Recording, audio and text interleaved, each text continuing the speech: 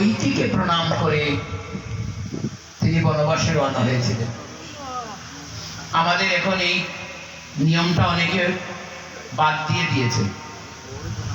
পিতা মাতাকে সম্মান করা দূরে থাক, প্রণাম করা দূরে থাক, মা বলে ডাকতেও যেন লজ্জা করে, বাবা বলে ডাকতেও যেন লজ্জা করে। এই কলিযুগে একটা অধঃপতন হয়ে যাচ্ছে। কিন্তু পূর্বাবত আমরা যারা এখানে মোটামুটি যৌবন হারিয়ে বসে আছি, মোটামুটি বেশি নয় 40, 50, 60 বছর বয়স, আমরাও যখনই ঘর থেকে বাইর হতাম, বিশেষ করে স্কুলে কলেজে বা অন্য কোনো আত্মীয় স্বজনের বাড়িতে যখন ছোটবেলায় যেতাম, আগে মা কে প্রণাম করতাম, আবার দূর থেকে এসে মাকে প্রণাম করতাম।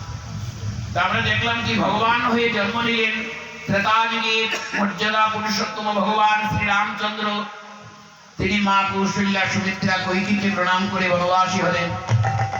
আমরা দাপরেতে ভগবান কৃষ্ণচন্দ্রের গোষ্ঠগোচারণ লীলা দেখলাম।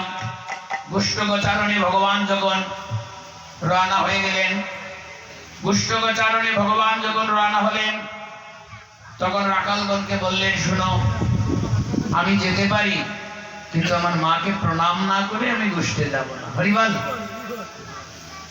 মা নন্দরানী যখন প্রণাম করতে গেলেন, কৃষ্ণ কি আশ্চর্য লীলা দর্শন করুন।